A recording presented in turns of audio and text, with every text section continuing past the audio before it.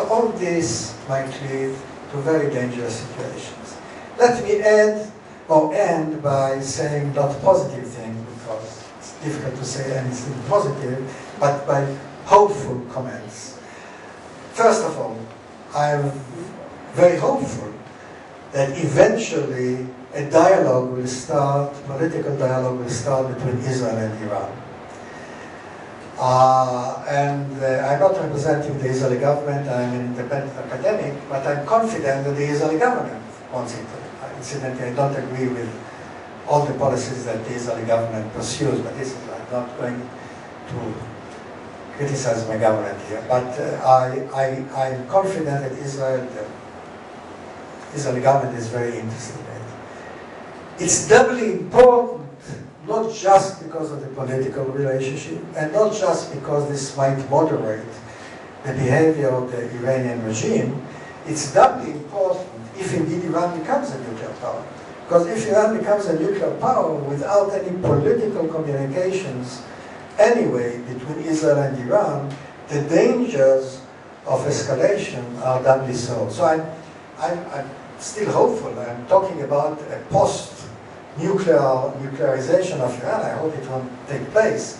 But I'm saying in any event, if it ever takes place, so even if Iran approaches the threshold, does not cross it, but is about or has the option to cross it very quickly, what is called a breakout, then a dialogue about what is called the rules of the game between Israel and Iran, and such a dialogue is terribly important, through intermediaries perhaps, United States, perhaps India as well, although I assume the United States is more important because this is really the most important external power in the Middle East, in West Asia.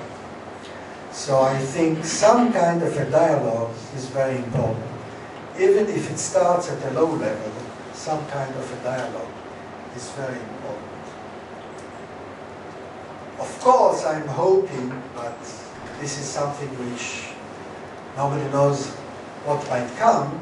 I'm hoping that there will be an internal change within Iran and a more moderate regime will emerge. Unfortunately, what happened last year does not demonstrate that this might happen in the short run, although my understanding is that within the Iranian society there are very strong impulses towards change.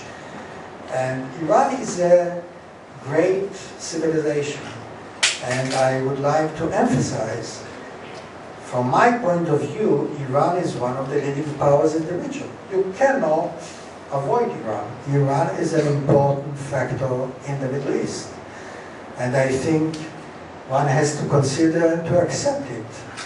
Iran should not be allowed to become the hegemonic power or hegemonic power, but some kind of accommodation, some kind of a dialogue is terribly important.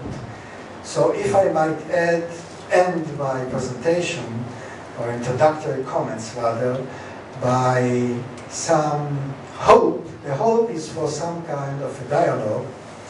But I must say, Iran must start to send signals about its interest in some kind of a dialogue between Israel and Iran, and first of all, a dialogue between the United States and its allies and Iran. Thank you very much.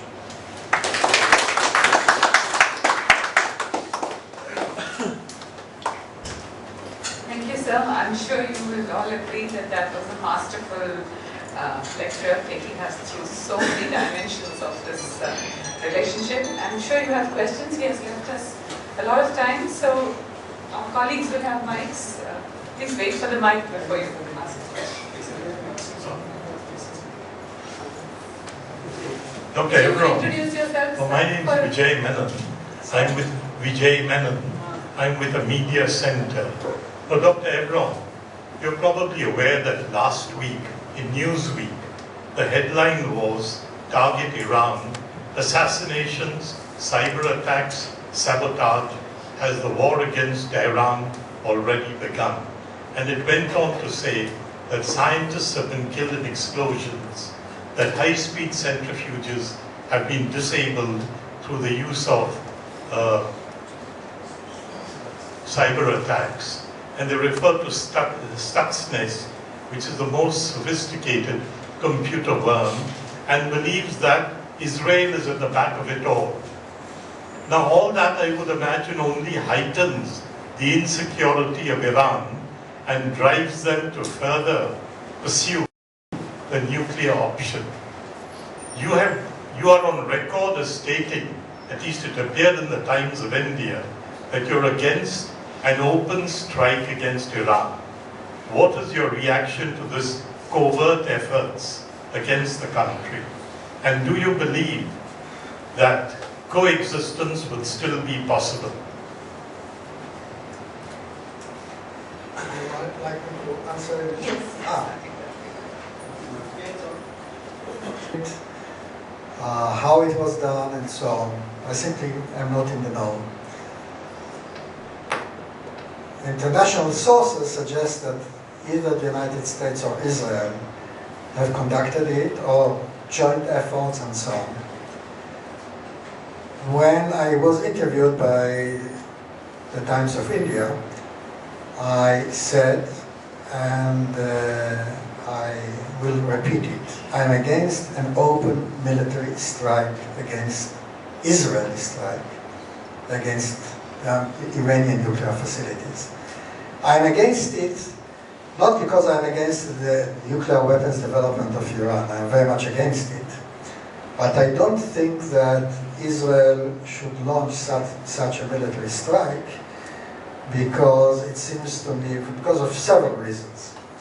But possibly one of the most important reasons is that I consider a cooperative relationship between Israel and the Iranian people as a very real possibility, and something which I hope, and I'm quite confident, will emerge in the future after this regime will either moderate itself or to be changed.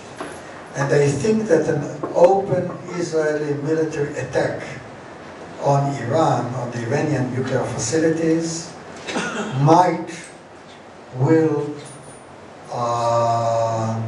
prejudice such a relationship, might affect seriously the future relationship of Israel as a state, as a society, with Iran as a state and a society.